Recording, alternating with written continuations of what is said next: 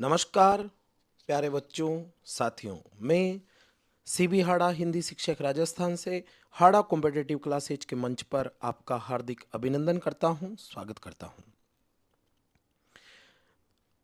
आज हमारे विवेचन का जो विषय रहने वाला है वो सामान्य हिंदी हिंदी अनिवार्य क्लास 12th के बच्चों के लिए आरोह पुस्तक से महादेवी वर्मा का संस्मरणात्मक रेखाचित्र भक्तिन है। तो आइएगा इस विषय को हम शुरुआत करते हैं महादेवी वर्मा के लेखिका के जीवन परिचय से। ये देखिएगा महादेवी वर्मा का जीवन परिचय आरोह पुस्तक में एनसीईआरटी ने बहुत ही संक्षेप में सारगर्भित रूप में हमारे बीच रखा है। मैं इसे थोड़ा थोड़ा सा आपके बीच विस्तृत करते हुए बताना चाहूँगा कि महादेवी वर्मा जिसे छायावादी कवियों की बृहद चतुष्टय में स्थान दिया गया है, उनका जो जन्म समय है और उनका जो एक लंबा कार्यकाल रहा है वो कुछ इस तरीके से है कि महादेवी वर्मा का जन्म फर्रुखाबाद उत्तर प्रदेश में हुआ। ये भी आप याद रखिएगा, सुसंपन्न परिवार है। प्रारंभिक शिक्षा थोड़ा सा मैं बता देता हूँ, इंदौर में होती है इनकी। प्रयाग विश्वविद्यालय से ये बीए और बाद में संस्कृत में एमए भी करती है। इन्हें विक्रम विश्वविद्यालय और कुमायूं विश्वविद्यालय यानी नैनीताल और बनारस हिंदू विश्वविद्यालय से डीलिट की मानद उपाधियां प्रदान की गई थी और महादेवी वर्मा ने प्रयाग महिला विद्यापीठ की प्रधानाचार्य और कुलपति के रूप में भी कार्य करती हैं। अब इनके प्रमुख रचनाओं की बातचीत करें तो आप ये देखिएगा, बहुत ही संक्षेप में दी हुई है। दीपशिखा इनका काव्य संकलन है और दीपशिखा का जो बिंब है वो महादेवी वर्मा को बहुत ही अधिक पसंद है। यामा ये भी इनका संकलित काव्य संकलन है। निबंध संग्रहों की बात की जाए तो श्रृंखला की कड़ियाँ, आपदा, संकल्पिता, भारतीय संस्कृति के स्वर नाम से इनके निबंध संग्रह दिए हुए हैं। और संस्मरण और रेखा चित्रों की बात करूं मैं तो आप देखिएगा, अतीत के चलचित्र, स्मृति की रेखाएं, पथ के साथी, मेरा परिवार, इस तरीके से इनके प्रमुख रचनाएं आपके बीच एनसीईआरटी सारगर्भित रूप में देती है। वैसे तो बहुत सारी रचनाएं हैं इनकी और आप देखेंगे कि आगे जितने कॉम्पिटिटिव एग्ज़ाम होते हैं उनमें ये प्रश्न बहुत महत्वपूर्ण तरीके से अक्सर हर तरह के एग्ज़ाम में पूछे जाते हैं। तो आप इन पे ध्यान रखिएगा। ये सब सारी बातें हल्का हल्का मैं आपको बता दूं कि अतीत के चलचित्र रेखा चित्र है और ये 1941 में आता है। स्मृति की रेखाएं जिन्हें ये आपके लिए दिया हुआ है, ये भी रेखा चित्र है जो कि 1943 में आता है। और मेरा परिवार, इसमें पशु पक्षियों से संबंधित इनके संस्मरण है और इसका जो संकलन और प्रकाशन का वर्ष है वो 1971 है। और जहाँ तक इनके पुरस्कारों की बात है मित्रों, आप ये याद रखिएगा कि उत्तर प्रदेश हिंदी संस्थान का भारत भारती पुरस्कार इन्हें दिया गया और हिंदी साहित्य का जो सर्वश्रेष्ठ पुरस्कार होता है ज्ञानपीठ पुरस्कार, ये इन्हें यामा संग्रह के लिए 1983 में प्रदान किया गया था। ये भी आप ये ध्यान रखिए। और यामा के लिए 1.5 लाख रुपए के उस समय 1983 में ज्ञानपीठ पुरस्कार से ये सम्मानित होती है। तो इस तरह से इनका संक्षेप में जीवन परिचय महादेवी वर्मा का दिया हुआ है और ये अंततः इस संसार से विदा हो जाती हैं 1987 में और जगह है इलाहाबाद। महादेवी वर्मा लिखती हैं कि संसार के मानव समुदाय में वही व्यक्ति स्थान और सम्मान पा सकता है, वही जीवित कहा जा सकता है जिसके हृदय और मस्तिष्क ने समुचित विकास पाया हो, जो अपने व्यक्तित्व द्वारा मनुष्य समाज से रागात्मक के अतिरिक्त बौद्धिक संबंध भी स्थापित कर सकने में समर्थ हो। तो इस तरह की बात महादेवी वर्मा ने कही है। अब इनकी साहित्यिक आलोचना की ओर हम बढ़ते हैं। हमारे जो विद्वान अग्रज हैं, जो एक विद्वत समाज है एनसीईआरटी का, उन्होंने बहुत ही सारगर्भित और महत्वपूर्ण विवेचना या समालोचना हमारे बीच गागर में सागर भरते हुए रखी है। और मैं बकौल आपके बीच उन शब्दों को वैसा का वैसा रखना चाहूँगा। प्यारे बच्चों, इसमें कुछ लाइनें मैंने महत्वपूर्ण अंडरलाइन की हुई है, वैसे हर शब्द जो आलोचना का लिखा गया है वो महत्वपूर्ण है। आप देखिएगा, देखिए पहली लाइन उनके व्यक्तित्व को निरूपित करती है कि महादेवी वर्मा जो है वो साहित्य सेवी और समाज सेवी, इन दोनों रूपों में उनकी प्रतिष्ठा रही है। महात्मा गांधी की दिखाई राह पर अपना जीवन समर्पित कर शिक्षा और समाज कल्याण के क्षेत्र में इन्होंने निरंतर कार्य किया। नारी समाज में शिक्षा प्रचार के उद्देश्य से प्रयाग महिला विद्यापीठ की स्थापना की, ये भी इनका बहुत महत्वपूर्ण कार्य है। साहित्य जगत में महादेवी वर्मा की प्रतिष्ठा बहुमुखी प्रतिभा के रचनाकार के रूप में रही है।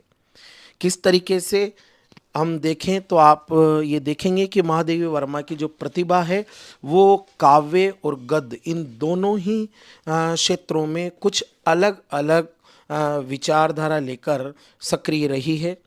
कविता के क्षेत्र में वे यानी महादेवी वर्मा छायावाद के 4 स्तंभों में से एक मानी जाती रही है, जिसका जिक्र मैंने सबसे पहले किया था कि जो छायावाद की बृहत चतुष्टयी है, यानी 4 महान कवियों की लेखिकाओं 4 महान कवि या लेखकों की रचनाओं से जो छायावाद जाना जाता है, उनमें एक नाम महादेवी भी है। जो अन्य 3 नाम हैं वो कुछ इस तरीके से, सुमित्रानंदन पंत एक हैं, जयशंकर प्रसाद दूसरे हैं और सूर्यकांत त्रिपाठी निराला जी तीसरे हैं, और चौथा नाम जो है वो महान लेखिका महादेवी वर्मा जी का है। ये अपने निबंधों और संस्मरणात्मक रेखा चित्रों के कारण एक अप्रतिम गद्यकार के रूप में उनकी चर्चा हिंदी साहित्य में हमेशा होती रहती है। कविता और गद्य इन दोनों क्षेत्रों में महादेवी जी की जो प्रतिभा है वो अलग अलग स्वभाव लेकर सक्रिय दिखाई देती है। कैसे कि यदि हम कविताओं में बात करें तो वे अपनी आंतरिक वेदना और पीड़ा को व्यक्त करती हुई इस लोक से परे किसी और सत्ता की ओर अभिमुख दिखलाई पड़ती है, और यहाँ पर अधिकांश जगह रहस्यवाद का जिक्र भी इन रचनाओं में आलोचक या कवि करते हुए दिखाई देते हैं। तो अपनी गद्य रचनाओं में महादेवी वर्मा जी का सामाजिक सरोकार स्थान पाता है। जो उनकी प्रसिद्ध रचना है श्रृंखला की कड़ियां, उस समय की अद्वितीय रचना है जो हिंदी में स्त्री विमर्श की भव्य प्रस्तावना के रूप में जानी जाती है। ये भी आप याद रखिएगा, बहुत महत्वपूर्ण जानकारी है कंपटीशन की तैयारी करने वाले बच्चों के लिए भी और हमारे बोर्ड एग्ज़ाम की तैयारी करने वाले छात्रों के लिए भी। अगर यदि आप ये कुछ चर्चित और विलक्षण पदावलियों और शब्दावली का प्रयोग करेंगे तो आपकी जो कॉपी है वो बहुत ही सुंदर और सारगर्भित दिखाई देगी। आप लिख सकते हैं कि श्रृंखला की कड़ियाँ जो उनकी प्रसिद्ध रचना है उसे हिंदी में स्त्री विमर्श की भव्य प्रस्तावना के रूप में देखा जाता है। महादेवी वर्मा जी के संस्मरणात्मक रेखाचित्र अपने आसपास के ऐसे चरित्रों और प्रसंगों को लेकर लिखे गए हैं जिनकी साधारणता हमारा ध्यान नहीं खींच पाती, लेकिन महादेवी जी की मर्मभेदी और करुणामयी दृष्टि उन चरित्रों की साधारणता में असाधारण तत्वों का संधान कर लेती है। इस तरह समाज के शोषित पीड़ित तबके को उन्होंने अपनी गद्य रचनाओं में नायकत्व प्रदान किया। ये इनका बहुत महत्वपूर्ण योगदान है जिसके लिए ये हमेशा याद की जाएंगी। उनके इस प्रयास ने हिंदी के साहित्यिक समाज पर ऐसा गहरा असर डाला कि संस्मरणात्मक रेखा चित्र की विधा के लिए शोषित पीड़ित आम जन को विषय वस्तु के रूप में मान्यता मिल गई। इस तरीके से ये महादेवी वर्मा जी का जीवन परिचय और आपकी रचना जो आरोह में संकलित की गई है महादेवी वर्मा जी का संस्मरणात्मक रेखा चित्र भक्तिन, उसमें इनका जो जीवन परिचय और इनसे संबंधित समालोचनात्मक विवेचन सारगर्भित रूप में एनसीईआरटी ने आपके बीच रखा था, उसे मैंने आपके बीच वैसा का वैसा प्रस्तुत किया। अब हम बात करते हैं हमारी रचना भक्तिन से संबंधित जो मूल भाव या प्रतिपाद्य भी एनसीईआरटी हमेशा हमारे बीच रखती है, मैं उसे आपके बीच रखना चाहूँगा। देखिए, पहले जो भक्तिन है, इनकी साहित्यिक विधा के बारे में बातचीत कर लेते हैं। महादेवी वर्मा जी की ये जो प्रसिद्ध रचना है, इसकी जो विधा है उसे संस्मरणात्मक रेखा चित्र कहा गया है। ये आप याद रखिएगा, ये हिंदी गद्य की दो विधाओं से मिलकर बना है, संस्मरण और रेखा चित्र। अब ये हमारे विवेचन का विषय है। मैं आपके बीच बहुत अभी जल्दी प्रस्तुत बताना चाहूँगा कि संस्मरण की विशेषता क्या है और रेखा चित्र की अपनी विशेषता क्या है, और इस रचना को महादेवी जी ने संस्मरणात्मक रेखा चित्र के रूप में लिखा है, तो उसमें क्या विशेष बातें उभर आई हैं वो भी मैं आपके बीच प्रस्तुत करूँगा। पहले आप ये ध्यान दें, प्रसंग लिखने में बच्चों के लिए बहुत काम की लाइन है कि ये जो प्रसिद्ध रचनाएं हैं भक्तिन, ये इनकी प्रसिद्ध संस्मरणात्मक रेखा चित्र है जो इनकी स्मृति की रेखाओं में संकलित की गई है। इसमें महादेवी जी ने अपनी सेविका भक्तिन के अतीत और वर्तमान का परिचय देते हुए भक्तिन के व्यक्तित्व का बहुत ही दिलचस्प खाका खींचा है। महादेवी के घर में काम शुरू करने से पहले भक्तिन ने कैसे एक संघर्षशील, स्वाभिमानी और कर्मठ जीवन जिया, कैसे पितृसत्तात्मक मान्यताओं और छल छद्म भरे समाज में अपने और अपनी बेटियों के हक की लड़ाई लड़ती रही और उसमें हार कर कैसे जिंदगी की राह पूरी तरह बदल लेने के निर्णय तक पहुंची, इसका अत्यंत ही संवेदनशील चित्रण इस पाठ में महादेवी जी के द्वारा किया गया है। इसके साथ भक्तिन महादेवी जी के जीवन में आकर छा जाने वाली एक ऐसी परिस्थिति के रूप में दिखलाई पड़ती है जिसके कारण लेखिका के व्यक्तित्व के कई अनछुए प्रच्छन्न आयाम उद्घाटित होते चलते हैं। अपने व्यक्तित्व का जरूरी अंश मानकर महादेवी जी भक्तिन को खोना नहीं चाहती हैं। समग्रतः इस पाठ को परिस्थितिवश अक्खड़ बनी पर महादेवी के प्रति अनमोल आत्मीयता से भरी भक्तिन के बहाने स्त्री अस्मिता की संघर्षपूर्ण आवाज के रूप में भी पढ़ा जाना चाहिए।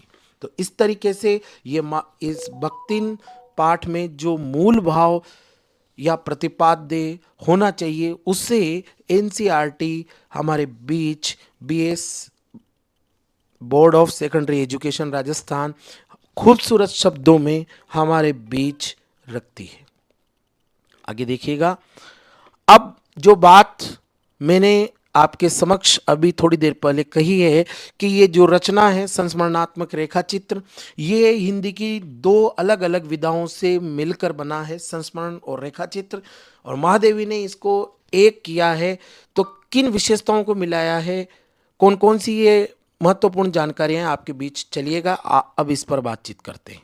ध्यान दें कि जैसे रेखाचित्र और संस्मरण, ये जो दो विधाएं हैं, इनसे हम क्या समझते हैं। तो पहले मैं बात करूंगा रेखाचित्र की। तो आप देखिएगा रेखाचित्र क्या होता है। रेखाचित्र एक तरीके से स्केच का हिंदी रूपांतरण है। लेखक इसमें शब्दों के माध्यम से किसी व्यक्ति, वस्तु या दृश्य का सजीव एवं चित्रात्मक वर्णन करता है। इसकी विशेषताएं क्या होंगी कि इसमें जो लेखक है वो चित्रात्मक शैली का प्रयोग करता है, यानी शब्दों से चित्र उभारे जाते हैं। सबसे महत्वपूर्ण विशेषता ये है, आप याद रखिएगा, ये जो तटस्थता है ये इसे संस्मरण से अलग करती है। तटस्थता यानी कि रेखा चित्रकार निष्पक्ष होकर वर्णन करता है, लेखक का विषय के प्रति भावनात्मक लगाव नहीं होता है, ये आप ध्यान दें। इसके बाद आगे देखिएगा, इसमें यानी रेखा चित्र में वर्ण, विषय या व्यक्ति के समग्र रूप और अभिव्यक्ति पर ध्यान दिया जाता है। रेखा चित्र के शब्द ऐसे होते हैं कि वे पाठक के सामने सजीव होकर प्रकट होते हैं। वहीं जो संस्मरण विधा हमारी हिंदी गद्य की है, उसके बारे में मैं आपके बीच कुछ जानकारियां रखना चाहूँगा कि जो संस्मरण है वो लेखक की स्मृति से जुड़ी एक व्यक्तिगत कथा होती है जो किसी विशेष घटना, व्यक्ति या समय पर केंद्रित होती है। यदि इसकी विशेषताओं की बात करूं तो इसमें वर्णनात्मक एवं विवरणात्मक शैली का प्रयोग होता है, जिसमें कथाओं और प्रसंगों का समावेश लेखक कर देता है। इस गुण पर आप ध्यान देना, रेखा चित्र जहां तटस्थ रचना है वहीं संस्मरण एक आत्मपरक रचना है। इसमें लेखक की अपनी यादें, अनुभव और टिप्पणियां होती है, जिसके कारण इसमें आत्मीयता और आत्मपरकता का गुण स्वभावतः ही प्रकट हो जाता है। भावुकता यानी संस्मरण में भावना और अनुभूति का विशेष स्थान होता है। इसमें देश काल और परिस्थितियों का महत्व होता है जो लेखक को बीती बातों से जोड़ता है। व्यक्तिगत दृष्टिकोण की बात करूं संस्मरण में, तो लेखक अपने अनुभवों और भावनाओं को पाठकों के साथ साझा करता है, जिससे पाठक और लेखक के बीच भावनात्मक संबंध बनता है। अब जो संस्मरणात्मक रेखा चित्र महादेवी वर्मा ने इन दो अलग अलग विधाओं को मिलाकर जो एक कोलाज तैयार किया है, उसकी क्या अपनी विशेषताएं हैं तो आप देखिएगा। इससे तात्पर्य एक ऐसी गद्य विधा है जिसमें लेखक अपनी स्मृति के आधार पर किसी व्यक्ति, वस्तु या घटना का संक्षिप्त चित्रात्मक और इस बात पर मैं आपका ध्यान चाहूँगा भावनात्मक वर्णन करता है। यानी कि वह इस विधा में तटस्थ नहीं रहता, वो आत्मपरक हो जाता है। वो भावनात्मक संबंधों का जिक्र इसमें या भावनात्मक रूप में लेखक इस रचना से जुड़ जाता है। यह सामान्य रेखा चित्र से भिन्न होता है क्योंकि इसमें लेखक तटस्थ न होकर व्यक्ति या घटना से अपने व्यक्तिगत और संवेदनात्मक संबंधों को व्यक्त करता है। आगे चलिएगा, महादेवी वर्मा के संस्मरणात्मक रेखा चित्र की क्या विशेषताएं हैं कि इन्होंने जो संस्मरणात्मक रेखा चित्र लिखे हैं उनमें ग्रामीण समाज का यथार्थवादी चित्रण दिखाई देगा। दलितों और स्त्रियों के प्रति गहरी सहानुभूति देखने को मिलेगी। पात्रों की मनोवैज्ञानिक गहराई और शैलीगत परिष्कृतता की बात भी महादेवी वर्मा ने बहुत ही खूबसूरती के साथ इन रचनाओं में की है।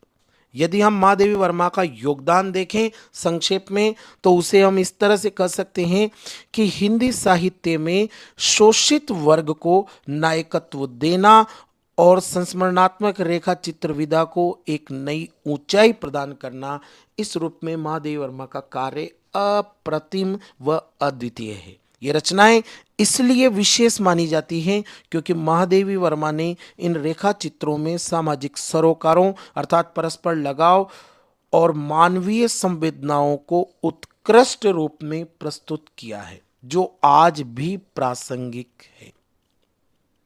आगे देखिएगा आप,